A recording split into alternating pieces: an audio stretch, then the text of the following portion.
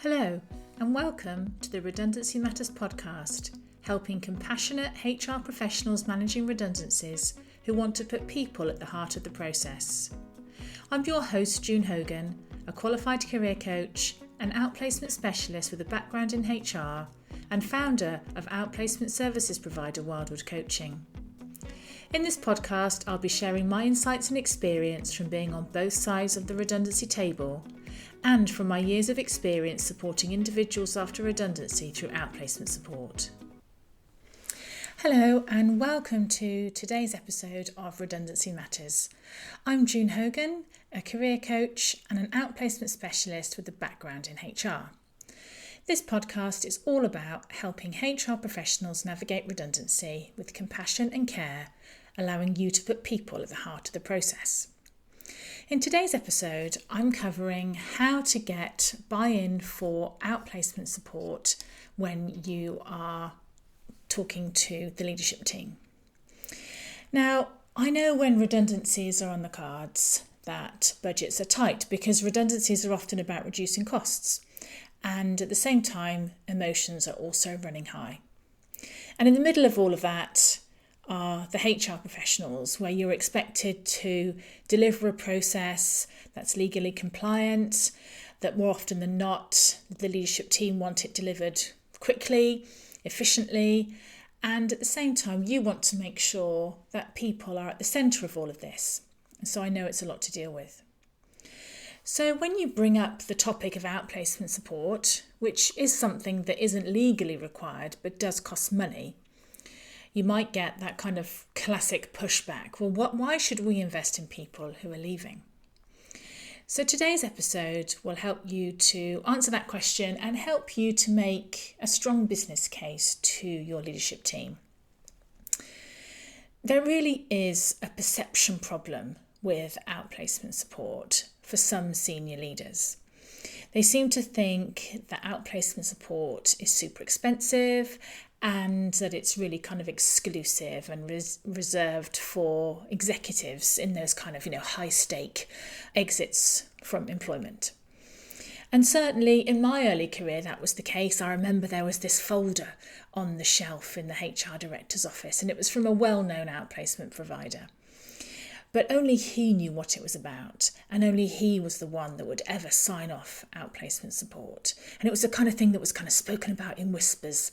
And if you were junior in HR, which I was at the time, then you weren't even supposed to know about it. Thankfully, times have changed, and that's not the full picture anymore. Today, outplacement can be inclusive, cost-effective, and also scalable. So whether you're helping 3 people or 300 people, there are group workshops, which are a cost-effective way of supporting multiple people at risk. There are things like one-to-one coaching, CV reviews, interview preparation, retirement planning. So it's really not a luxury. It's something that is a tool that can help your business. And not just for those people who are leaving, but also for those people that remain and the wider organisation. But of course, to get buy-in, you need to show why outplacement support matters, not just emotionally. There's lots of things you can talk about the emotional benefits of outplacement support, because redundancy is a time of high emotion, as I've talked about in other episodes. But the commercial aspects, those are the things that people can often overlook when they are looking to get the buy-in for outplacement support. So the business benefits of outplacement support are the things that your leadership team will really care about. I'm just going to talk through some of them now. So brand reputation is the first one. With social media and things being such a small world, when people leave, they talk. And now, of course, they post online. And that's super easy to do, whether that be in groups, whether that be leaving kind of Glassdoor reviews or leaving reviews on Google. Outplacement support can help to reduce some of that kind of negative noise and help to generate some positive stories about how your company supported people through a difficult time. There's the impact on employee morale and retention and engagement. So those employees who are staying with the organisation, they're watching the whole process. They're watching how you treat leavers. They're watching how you treat their colleagues. And that says a lot about your company values. And if they can see that you care and respect for people, then they're more likely to stay engaged and more likely to want to stay with you for longer. If they see a process that doesn't have that compassion and that care, that doesn't have that support for some of their friends and colleagues that they may have worked with for many years, then that talent who may already be thinking about leaving because they know they can get another job, maybe they might just take that first step and think about leaving the organisation. Because if they think, well, if this was to happen again, if redundancy was to happen again, if that's how they treat people around here, then I'd rather not stay around.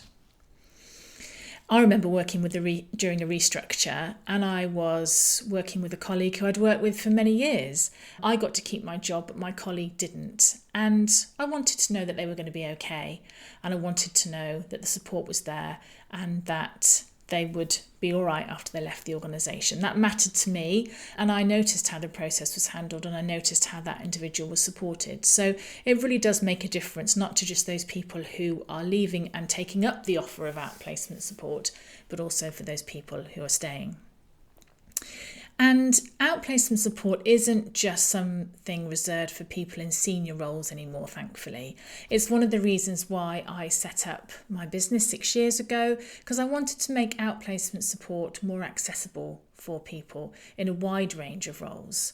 And so outplacement support can help anyone from frontline managers, people in entry-level roles, right the way up to the C-suite. And when you are making redundancies at multiple levels in the organisation, ensuring that everyone, no matter what their job title, has access to support is really important. Outplacement support can help to reduce some of the noise that can go on in redundancy processes.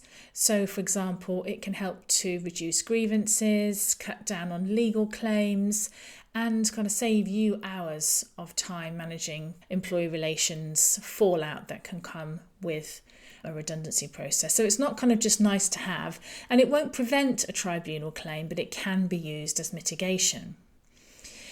So saving the HR team lots of time is also another benefit. So there are some situations where if you work in a large organisation, for example, and you have a talent acquisition team, then they can run some of this internally. They can offer to run CV workshops, for example, help people with interview skills.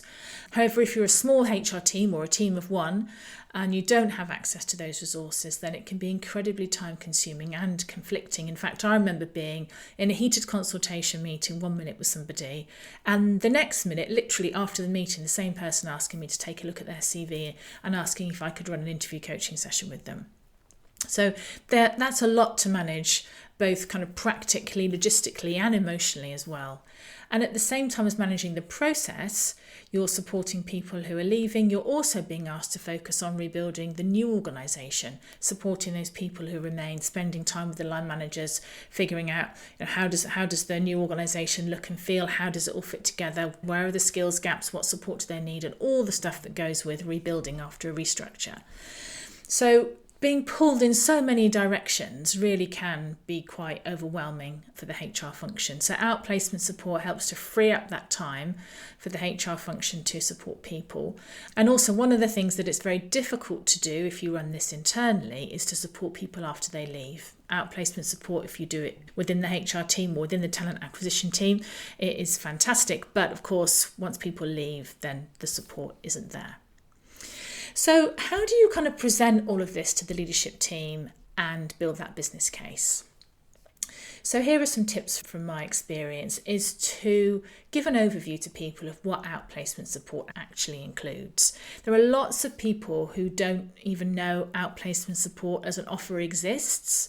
And I was talking to a potential client the other day, and they were calling me from the purchasing department. They were required to go out and kind of find 3 different providers and put together a proposal. And that individual said, well, I never knew that this was even a thing until the HR team mentioned it to me. So remember that your leadership team may not have heard about this before. So really break it down and explain what's involved in outplacement support. And then think about tailoring the benefits of that to your audience. So what's most important to them? Is it the company brand risk? Is it the legal risk? Is it employee morale? Is it the impact on your time? And kind of think about matching your pitch to their priorities. Be clear about your provider. So it's a good idea to have done some research and present some options. So go out there, gather some options, get some information together and look at what services they offer and how do they offer those services. And then, of course, look at feedback, testimonials and the price and do some comparisons around that. And yes, of course, it's an added cost, but this is about demonstrating to the leadership team about the return on investment. So you can compare the cost of outplacement to the time that your team might spend managing appeals, for example. Again, it's not going to prevent somebody appealing against their decision, but it can help people to see that they are being cared for, that the company wants the best for them, and that they actually matter. So there'll be the time of physically trying to do all the work yourself. Consultations can be in very short time frames sometimes, longer obviously with larger programs. But thinking about the impact on internal morale of those redundancies and the retention of your best talent. So thinking about that as a return on investment in terms of talent, retention, your time, and also helping to smooth the process of making redundancies as well. And then think about your competitors. If they're already offering outplacement support, for example, then you risk kind of looking like the odd one out. And if they're not, then this is a chance to lead and show the way. So how do you actually win people over? Now, I would suggest that you get the finance team on your side early in these situations. So walk them through the numbers, show them the cost of not doing anything. So show them the potential cost of reputational damage. I know it's hard to put a figure on these kind of things sometimes, but tribunal claims, what do they cost in terms of the time that's required to prepare for them, and actually when you actually get to tribunal, then the potential cost of actually having to defend a claim and then pay it. And it, as I said before, it doesn't prevent them, it's simply a part of mitigation. You can start with a pilot. So if you've never offered outplacement support, then you don't have to go all in and sign up to one of these big providers and be locked into an exclusivity deal for outplacement support for the next 5 years. So what you could do is run a small program and then track the results. So ask the provider to provide kind of re-employment rates. You could track the number of appeals that you receive before and after you've introduced outplacement support, for example. Look at feedback from the individuals and feedback from the supplier, and then start to build your business case with kind of some real information. And of course, you could choose more than one supplier. So if you feel that one supplier has a more suitable service for group workshops, for example, you might choose to use them and use someone else for individual support. So you don't have to go all in and feel like this is the one and only time that you'll ever be making a decision about who you partner with for outplacement support. And if there is reluctance to commit to this kind of thing, then suggesting it as a pilot, I think, is a really good idea. You can position outplacement support as part of your broader people strategy. So what's the people experience that you really want to create? How does outplacement support align with your company values? How does it connect with your stance on employee well-being or inclusivity? And again, how does it connect with and support your employer brand? And using real stories to help leaders to see the impact of the support. So ask them to think about what they would want if they were in that situation. Well, what would they want for a friend or a family member? And you can ask outplacement support providers for feedback on their services and share this with the leadership team so they really understand the impact of that support. They really understand that the investment, which doesn't have to be tens of thousands of pounds, really does outweigh the impact and the benefits. So effective redundancy programs aren't just about getting through the process with least resistance. They are about helping people to leave with that dignity, that direction, and importantly, that hope for the future. That's one of the things that outplacement support does, is it gives people hope for the future. And as I've said, it's not just about for the individuals to leave. It helps to protect your brand, your culture, and your remaining workforce. So if your organisation hasn't yet thought about outplacement support as part of its standard approach to redundancy, then I would suggest that it's about reminding the leadership team about, well, what kind of company do we want to be even when times are tough? What's the lasting impression that we want people to have of our organisation, of our leadership team? And one of the things that outplacement support does is it lets people know that they are valued and that you care about what happened to them in their future after they've left. And as I say at the end of every episode, the Maya Angelou quote is never more appropriate than when we're dealing with redundancies and thinking about what matters to people when they've been through this experience and after they leave, is that people will forget what you said, they will forget what you did, but they will never forget how you made them feel. So I hope you found today's episode helpful, and if you'd like to dive deeper into this topic, my colleague Robin and I host a free monthly redundancy lunch and learn where we explore different aspects of redundancy and best practices for supporting employees, and you'll find the link to those in the show notes. Thank you so much for listening today, and I hope you'll join me next time for another episode of Redundancy Matters. Thank you so much for listening to the Redundancy Matters podcast. I hope you found today's episode helpful. It would mean a lot to me if you would follow, rate and review this podcast wherever you listen to your podcasts, as this helps it reach more people who are managing redundancies. Let me know what you thought, and if you have ideas for future episodes, I'd love to hear from you. You can find me on LinkedIn, June Hogan, and get in touch via my website, wildwoodcoaching.co.uk, where you'll also find more resources to help you manage redundancies. I hope you'll join me again soon for the next episode of Redundancy Matters.